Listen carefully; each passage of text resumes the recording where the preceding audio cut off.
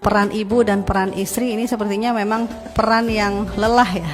Ya sebenarnya bukan berarti suami tidak lelah, bukan ya. Cuman mungkin ya sering yang kita lihat bahwa apalagi di situ sebagai ibu, di situ juga nanti dia juga berperan mungkin di luar gitu ya. Dia punya profesi lain, itu pasti akan melelahkan dan rentan sekali yang namanya mengalami stres dan kecemasan juga pasti akan rentan sekali.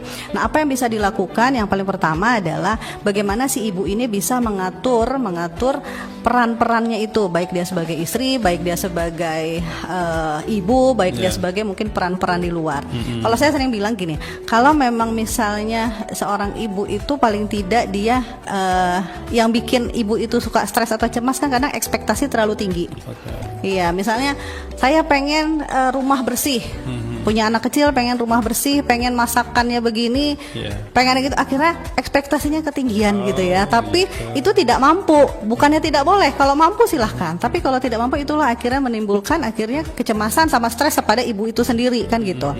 Kemudian jadi ya bagaimana ya turunkan ekspektasinya gitu. Kalau misalnya masih punya anak kecil ya rumah berantakan sedikit ya nggak apa-apa gitu lah ya. Kalau misalnya nggak sempat masak ya udah sesekali misalnya mau nge-grab itu nggak apa-apa.